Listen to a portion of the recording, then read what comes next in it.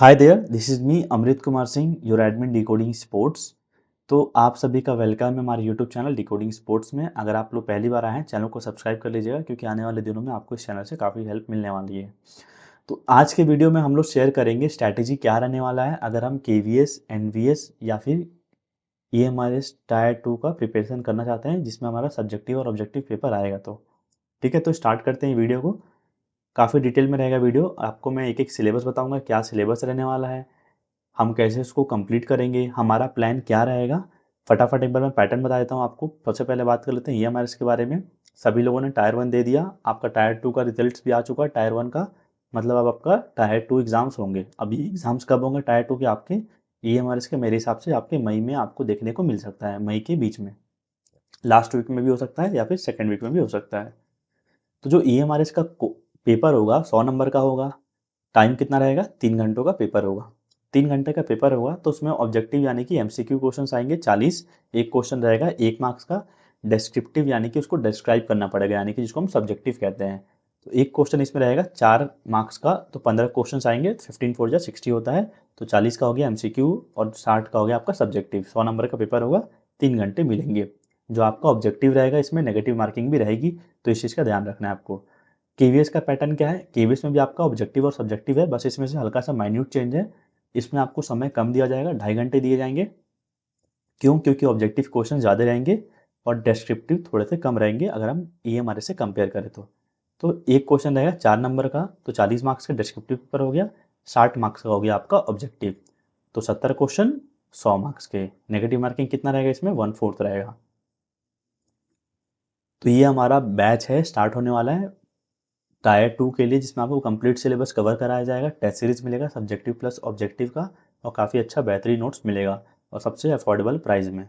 तो जिसको भी एनरोल करना है, डिकोडिंग स्पोर्ट्स ऐप को प्ले स्टोर से इंस्टॉल करके एनरोल कर सकता है। ठीक है, ये उसका प्रोसेस है। आपको ऐप को इंस्टॉल करना है, इंस्टॉल करने के बाद रजिस्टर करना है, अपना डिटेल्स डालकर फिर लॉगिन करेंगे, गवर्नमेंट जॉब वाले आइकन पर जाएंगे, वहाँ से आपको जो भी आपको कोर्स लेना है उसको परचेस करके अपनी तैयारी स्टार्ट कर सकते हैं। आप हमारा व्हाट्सएप ग्रुप भी ज्वाइन कर लीजिएगा, जिसमें काफ़ी सारे बच्चे हैं जो केवीएस वगैरह की तैयारी करें, जितने भी गवर्नमेंट जॉब्स चल रही हैं उसके रिगार्डिंग। तो स्टार्ट करते हैं। जो आपका टायर 2 का सिलेबस है, हम सभी लोगों को पता है कि आपका ईएमआरएस, केवीएस, एनवीएस, टायर 2 का सिलेबस तीनों का सेम है। तो मैंने उसको हिंदी और इंग्लिश दोनों में करके लाया है, क्योंकि काफ़ी सारे बच्चे हिंदी मीडियम के भी हैं। तो जो हमारा टोटल यूनिट्स कितनी है, अगर हम चैप्टर की बात करें तो 13 चैप्टर हैं। कंसेप्ट ऑफ फिजिकल एजुकेशन पहला चैप्टर का नाम है, जिसमें बेसिक बेसिक टॉपिक्स हैं, जिसमें हमारा फिजिकल एजुकेशन के बारे में मीनिंग, डेफिनेशन, उसके एम्स, ऑब्जेक्टिव्स क्या है, कंसेप्ट क्या है, स्कोप क्या है, नीड एंड इंपॉर्टेंस क्या है, प्लेस क्या है फिजिकल एजुकेशन का टोटल एजुकेशन प्रोसेस में। तो ये बेसिक सा यूनिट है, पहला नंबर यूनिट। फिर यूनिट नंबर 2 आपका फिजियोलॉजी के कुछ कुछ टॉपिक्स हैं, basically effect of exercise, exercise का क्या प्रभाव पड़ता है, कुछ सिस्टम्स दिए गए हैं, muscular system, circulatory system, respiratory system and digestive system. ठीक है, इतना ही पढ़ना है हमें। फिर साइकोलॉजी में दिया आपका definition of psychology, sports psychology, achievement and motivation in sports और स्पोर्ट्समैनशिप एंड स्पोर्ट्स एथिक्स। तो ये तीसरा चैप्टर है आपका। तो इन्होंने काफ़ी स्पेसिफाइड कर दिया गया है, और जो आपको कोर्स मिलेगा पूरी तरीके से सिलेबस का कॉम्प्रिहेंसिव हर एस्पेक्ट को कवर कराया जाएगा। जितने भी एमसीक्यूज हो सकते हैं उस टॉपिक से, जितने आए हुए हैं पीवाई के, उस हिसाब से बनाऊंगा, और सब्जेक्टिव की भी आपको तैयारी कराई जाएगी जो आपका कोर्स होगा। अगर हम बात करें यूनिट नंबर 4 में, फिजिकल फिटनेस एंड वेलनेस वाला टॉपिक है ये। फिर ट्रेनिंग मेथड्स है, मेथड्स ऑफ ट्रेनिंग क्या क्या हैं, isometric, isokinetic, isotonic, continuous, interval, सारे इसमें ऐड ऑन कर दिए गए हैं। और आपका है ट्रेनिंग का कंसेप्ट, लिम्बरिंग डाउन और उनके इंपॉर्टेंस। तो ये सबसे क्वेश्चंस आपके बनेंगे सब्जेक्टिव तरीके से भी, कैसे बनेंगे आपको बता दूंगा आगे। आज का वीडियो जो बेसिकली मेन रहेगा, प्लानर क्या रहने वाला है, जो हमारे आने वाले 3 महीने उसमें हम कैसे तैयारी करेंगे वो आपको बताऊंगा। अभी तो मैं आपको सिलेबस दिखा दे रहा हूँ हिंदी इंग्लिश दोनों में, क्योंकि मैंने करके लाया हुआ है आपके लिए। यूनिट नंबर 6 में आएगा आपका sociological aspects of physical education, यानी कि समाज की बात की जाएगी यहाँ पे। फिजिकल एजुकेशन में क्या इंपॉर्टेंस है, meaning of sociology and its importance in physical education in sports. फिर गेम्स एंड स्पोर्ट्स कैसे ये कल्चर को, हमारा हेरिटेज को लाया, कहाँ से इवॉल्व हुआ, ये सारा आपको इतिहास पढ़ना पड़ेगा इसमें। Development of leadership qualities and group dynamics. फिर इसके बाद अगर हम आते हैं गेम्स एंड स्पोर्ट्स है, ये चैप्टर सबसे बड़ा है, इसको कंप्लीट करने में टाइम लगेगा।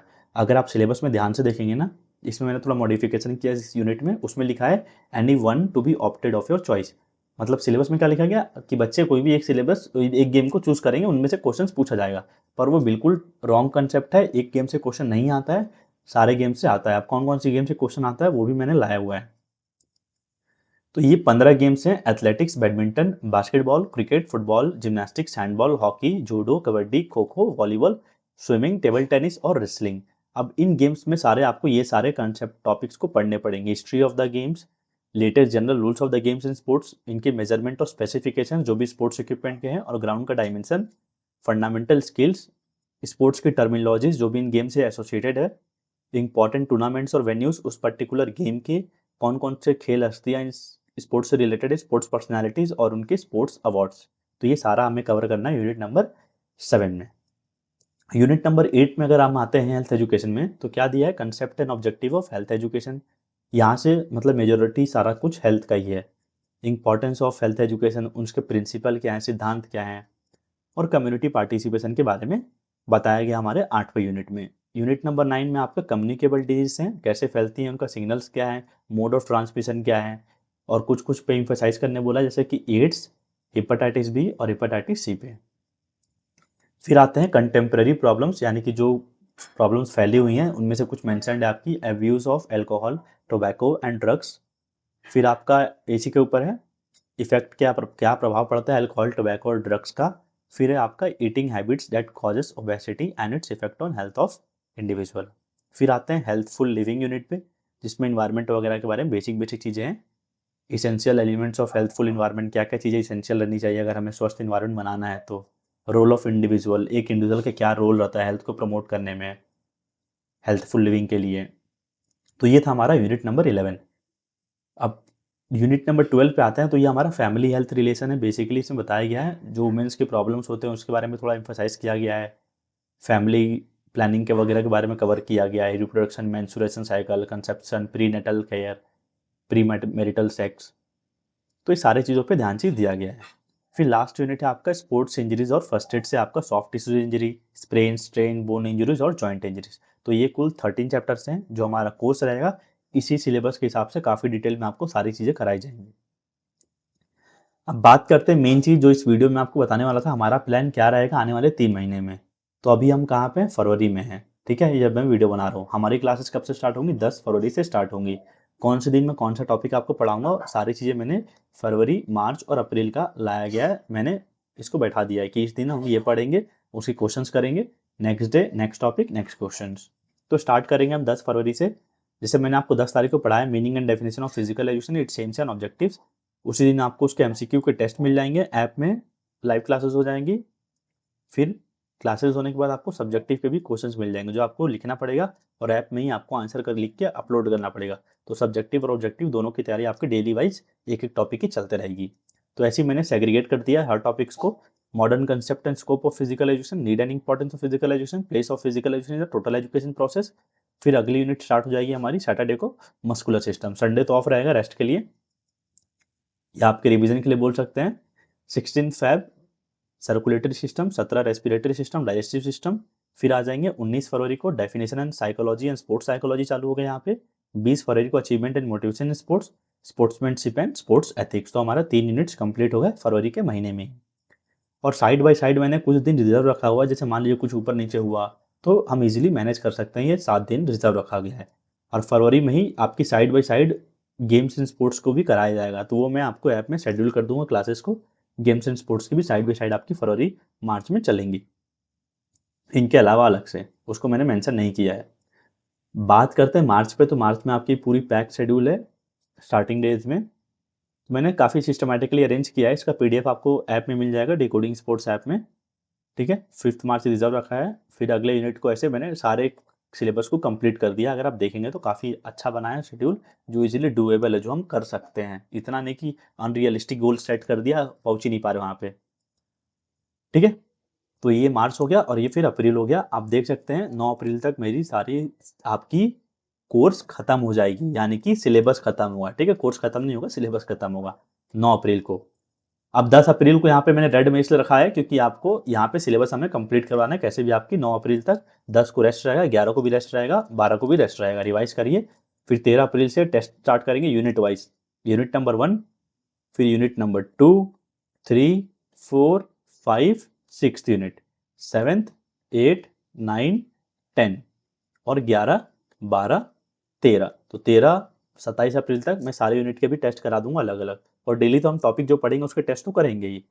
फिर आपकी डिपेंड करती है, तब तक हमारा एग्जाम डेट भी आ जाएगा जो हमें पता रहेगा, उस हिसाब से हम कंप्लीट सिलेबस मॉक्स भी स्टार्ट कर देंगे। ठीक है, तो ये मेरा 3 महीने का प्लान था।